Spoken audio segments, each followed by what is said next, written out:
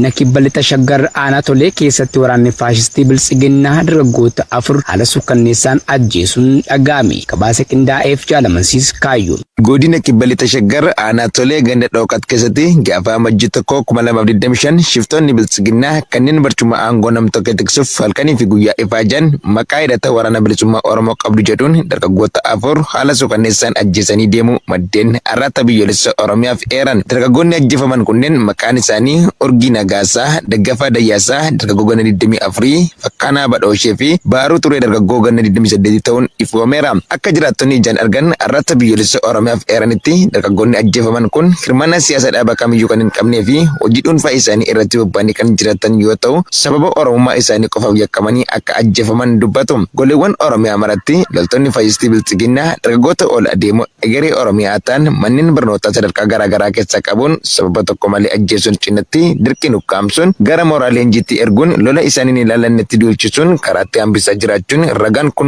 mul'ataadha. Godina Walloo aanaa Arxummaa Fursee keessatti bulchitoonni faashistii PP milishoota 5-7 ta'an gurmeessanii halkan hawaasatti bobbaasuun uummata ittiin darraa jiraachuu jiraattonni ONM itti himan. Jaalwabii biyyaa waan qindeeffate qaba. Kaaba Oromiyaa godina Walloo aanaa Arxummaa Fursee torbee kana keessa caasaleen biltsiginnaa milishoota lakkoofsaan 5-7 ta'an hawaasittiin dararuuf gurmeessanii gara iddoo goda wagaree dabbasoo jedhamutti bobbaasuun yakkoota garaagaraa ittiin uummata nagaa irratti raawwachaa jiraachuu jiraattonni darraan kun irra ga'ee ni dubbatu. Muddee 29/2025 gareen cubbamtootaa fi saamtota milishoonni sirnichaa kun gara goda wagaree dabbasoo ooyiruu qonnaan bulaa Huseen Haymadee Kaafis jedhamu halkan deemuun nuti qaama mootummaatii dhimmaaf si barbaannee gadi nutti bayi wayita ittiin jedhan an qonnaan bulaadhaa dhimmaaf na barbaadan yoo ta'e ganaman iddoon barbaadame sanatti dhiyaadhaa yeroo inni ittiin jedhu dhukaasa irratti banuun yaalii ajjechaa yommuu irratti taasisan innis meeshaa of harkaa qabuun ofirraa itti dhukaasee harkaa miliqee ba'uun ibsameera. Namni kun ergaa shiftoota PP kanaan yaaliin ajjechaa irratti taasifamee harkaa bahee booda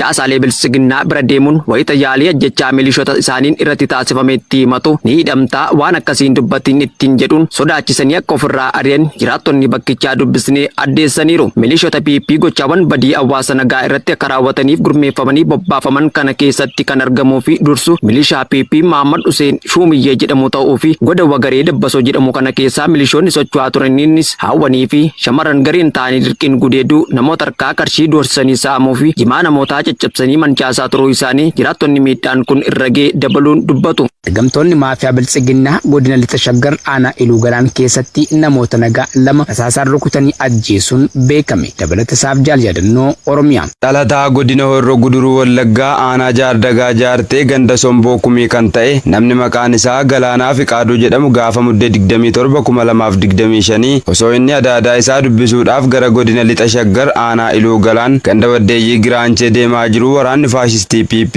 ganda Waddeeyyii Giraanchee keessatti sababa waraana bilisummaa Oromoo biraa dhufte jedhutti maxxansuun badii tokko malee rasaasa itti roobsanii haala suukanneessaan ajjeesanii gatuu maddeen ONM itti himaniiru. Bifuma wal fakkaatuun guyyuma sana daa'ima ganna 16 dhalataa godina lixa shaggar aanaa Daannoo bulchiinsa magaalaa Daannoo Roggee kan ta'e nama maqaan isaa Mul'ataa Barsiisaa jedhamu waraanni sirnichaa osoo inni horiin jalaa bannaan barbaacha deemu aanaa Iluu Galaan ganduma Waddeeyyii Giraanchee keessatti ati ergama deemta jechuun gaaffii seeraa tokko malee daandii irratti akka bineensaatti rasaasaan rukutuun haala nama sururuun ajjeesuu maddeen itti dabaluun arraata biyyoolessa Oromiyaatti himaniiru. Akka maddeen odeessichaa himanitti Galaanaan dargaggeessa waggaa 22 tuttuqaa siyaasaa kamiyyuu hin qabnee fi kanaan durallee irra deddeebiidhaan mana adaadaa isaa garas deddeebi'aa kan ture yoo ta'u gara jabeeyyiin waraana impaayera Itoophiyaa garuu waan tasumaa isa hin ilaallannetti moggaasuun ajjeesuu himu. Mul'ataan ammoo inumaayyuu daa'ima hiikoo siyaasaa iyyuu hin beeknee fi loowwan jalaa badde barbaacha ture kaabinoonni sirnichaa guyyaa inni ajjeefamu achi turan waa'ee isaa osoo beekanii yakkamaa taasisanii dhiiga isaa dabaan dhangalaasisuu ifoomsaniiru. Bulchiinsa magaalaa Dirree Dhaawwaatti murni gabroonfataa PP jiraatota hidhuun qarshii gaafachaa jiraachuun ibsamee jira. Guutuu gabaasichaaf jaalli kennaa saba. Kutaa magaalaa Dirree Dhawaa bakka Xaabiyaa jedhamuun waamamutti ergamtoonni maafiyaa PP hawaasa nagaa obboleeyyan sadii kanneen maqaan isaanii Magarsa Adam Hamid, Firoomsa Adam Hamidii fi Badiirii Adam Hamid jedhaman sababa deeggartoota wobooti jedhuun badii tokko malee hidhanii baatii tokko olii firaarsaa kan jiran yoo ta'u gadi lakkisuudhaaf ammoo sadan isaaniitti qarshii 60,000 gaafachuu maddeen himan. Kana malees murni gabroonfataa PP kunniin namoota namoota danuu achitti hidhuun hiraarsaa kan jiran oggaa ta'u maatiin sabboonummaa qaban uummata jireenya isaa fooyyeffachuuf carraaqus guyyuu ukkaamsuun mana hidhaatti gidirsuu fi qarshii gaafachuun baay'ee jabaatee akka jirus dubbatu. Bifuma wal fakkaatuun muddee 2025 magaalaadhuma Dirree Dhawaa Araddaa Asallisoo bakka addaa Harallaa jedhamu keessatti lukkeeleen PP maqaa deeggarsa milishaa jedhuun nama waggaa 18 ol ta'e mara irraa dirqamaan qarshii 200 guuraa turuu maddeen himan. Aanaa Waambaraatti waraanni faashistii PP namoota qe'ee irraa buqqisuu fi saamuu cimsanii jiraachuun ibsame. Jaalaqaafan Fayyeeraa dabalata qaba. Godina Matakkal aanaa Waambaraa ganda Wagiddii iddoo addaa bishaan buufaa fi Baarzaafii jedhamu keessatti waraanni sirna nama nyaataa Empire Itoophiyaa maqaa waraana bilisummaa Oromoo deeggartuu fi ni nyaachistuun uummata Oromoo jireenya dhuunfaa isaa qonnaa irratti xiyyeeffachuun jiraatan muddee 31/2025 bifa haarawaan buqqisuun dhaga'ameera. Uummata midhaan callaa isaa galfatee jireenyi isaa qonnaa irratti hidhamee jiraatu kan baay'inni isaanii abboota warraa 60 ol ta'an guyyaa gaafa muddee 31/2025 buqqisuun aanaa Waambaraa mana barumsaatti walitti qabanii jiraachuun addeeffameera. Kana malees aanichumatti gara jabeeyyiin loltoota PP kunniin ji'oottan tokko oliif uummata gandoota baadiyyaa maqaa qubsuma waraana bilisummaa Oromoo dhabamsiisuu jedhuun buqqisuu cimsanii itti fufanii kan jiran hoggaa ta'u haalli sarbamiinsa mirgoota namoomaas haalaan keessatti adeemsifamaa akka jiru jiraattonni ifoomsaniiru. Dabalataanis sodaachisni hamaan loltoota faashistii PP'n jiraattotarraa ga'aa jiru cimee kan jiru hoggaa ta'u namni kamiyyuu gandoota baadiyyaa keessatti argamnaan akka ajjeefamuuf waraana kanneeniin akeekkachisni itti kennamuu dubbatu. Godina Walloo aanaa Baatee keessatti shiftoota murna biltsiginnaan hidhaa fi saamichi ammaataan jiraatu irratti raawwatamu cimee itti fufe. Guutuun gabaatichaa akka taanutti isiniif dhiyaata.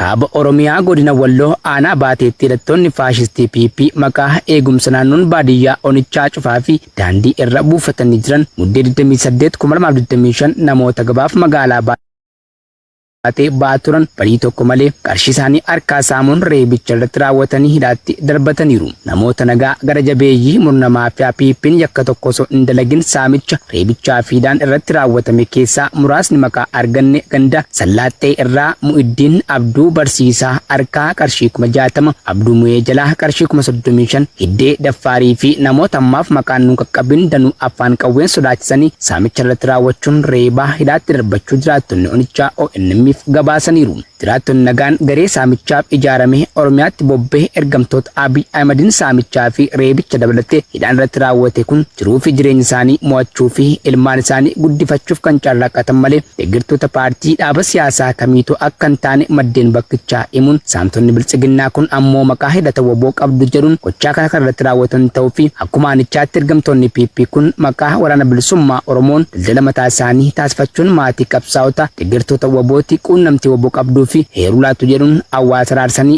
baafii gala dhorkachaa jiraachuun ifoomeera. Tashaggar aanaa Baakkoo Tibbeetti qonnaan bulaan tokko loltoota murna biltsiginnaan ukkaanfamuun dhabamsiifamee jiraachuun ibsame. Jaalfamataa lammii dabalata qaba.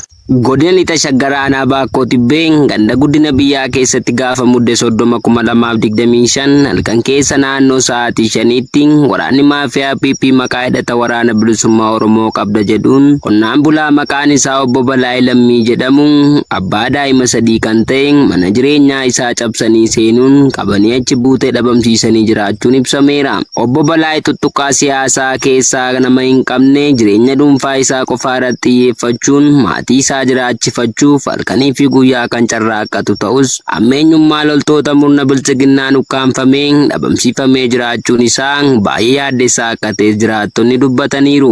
Akka jiraattonni gandichaa haala nageenyaaf jecha maqaa isaanii eeramuu hin feesisne tokko nuuf himetti loltoonni kunneen yeroo adda addaatti namoota ukkaamsuun bosonatti geessanii lubbuu hobbaasuu bartee taasifatanii jiraachuu kan himu waggoota tokko keessatti namoonni hawaasa keessatti jaallatamummaa qaban danuun dhoksaan ajjeefamaa akka turanis dabaluun ibseera. Kana malees dargaggoonni hedduunis ukkaanfamuun dirree waraanaatti ergamuu fi lubbuun isaanii dhabamsiifamaa kan jiru hoggaa ta'u haalli sarbama namoomaa danuunis guyyuu raawwachaa akka jirus ibsameera. Godina Lobbaa Booraa aanaa Nooppaatti waraanni maafiyaa PP dirqamaan uummata mana gandaa ijaarsa geggeessaa jiraachuun beekame. Jaaleeraan gameessaa dabalate qabdi. Godina Iluu Abbaa Booraa aanaa Noophaa bulchiinsa magaalaa Qaaruu jedhamu keessatti muddee 31/2025 waraanni PP uummata dirqisiisuun afaan qawwee waajjira gandaa ijaarsaa jiraachuu jiraattonni himaniiru. Akka jiraattonni himanitti waraanni PP yeroo itti oomisha keenya guurrachaa jirru kanatti ooyiruu keenya keessaa afaan qawween nu ugguruun cirracha nu guursisuun waajjira gandaa nu ijaarsaa jiru yoo nuti dinne ammoo reebicha, hidhaa, saamichaa fi dararaan cimee akka jirus itti dabaluun addeessaniiru. Murni bilxiginnaa caasaa fi bulchiinsa isaa jalaa diigame deebisee ijaarrachuuf dhama'uun bakkoota garaa garaatti uummata nagaa dirqamaan ukkaamsuun gara dirree waraanaatti erguu akkasumas maqaa garaa garaa tarreessuun uummata saamuu fi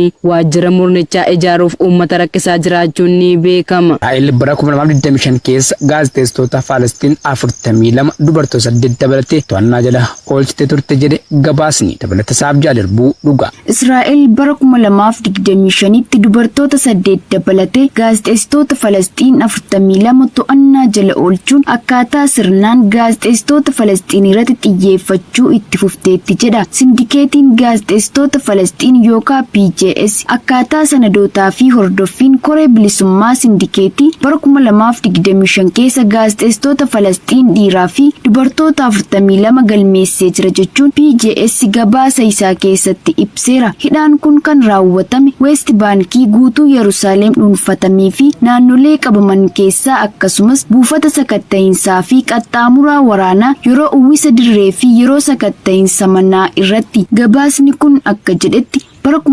2023 fi 24 waliin wal bira qabamee yoo ilaalamu dhimmoonni hidhaa irrachuun isaanii xiyyeeffannaan Israa'el xiyyeeffannoo baay'inaan irratti xiyyeeffachuu irraa gara xiyyeeffannoo qulqullina qabuutti akka jijjiiramu agarsiisa. Jijjiiramni kun gaazexeessitoota dhiibbaa guddaa qaban irratti xiyyeeffachuu, gaazexeessaa tokko irra deddeebiin hidhuu, himata yookaan dhaddacha malee hidhaa bulchiinsaa bal'inaan itti fayyadamu, jeequmsa qaamaa fi xiinsammuu akka meeshaa ofirraa ittisuutti fayyadamuun kan hammatu ta'uu gabaasni kun ni mul'isa. PJS akkasumas koreen kun dhimmoota gaazexeessitoonni osoo hojiirra jiranii hidhaman galmeessee sakatta'iinsa waraanaa fi haleellaa qubsitootaa uwwiseera jedheera. Kun hidhaan dirree ragaa duwwaa gochuu fi dhugaan akka hin dabarre ittisuuf meeshaa hatattamaa ta'uu isaa mirkaneessa jechuun gabaasni kun dabalee